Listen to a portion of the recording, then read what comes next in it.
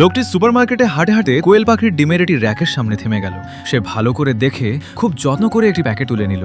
বাড়িতে গিয়ে ডিমগুলো রান্নাঘরে না রেখে একটি ইনকিউবেটরে রাখলো। প্রতিদিন সে তাপমাত্রা ঠিক রাখত, ডিমগুলোর খোঁজ নিত এবং খুব যত্নে তাদের দেখাশোনা করত। কয়েকদিন পর একটি ডিম হালকা করে নড়ে উঠল।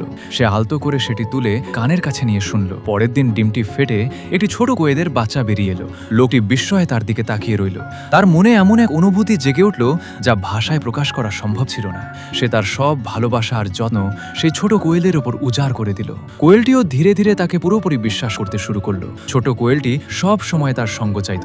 সকালে কাজে যাওয়ার আগে লোকটি তাকে আদর করে চুমু দিত, আর সন্ধ্যায় বাড়ি ফিরে সারাদিনের সব ক্লান্তি দূর হয়ে যেত যখন কোয়েলটি আনন্দে দৌড়ে তার কাছে চলে আসতো। দিন গড়িয়ে সপ্তাহ কেটে গেল।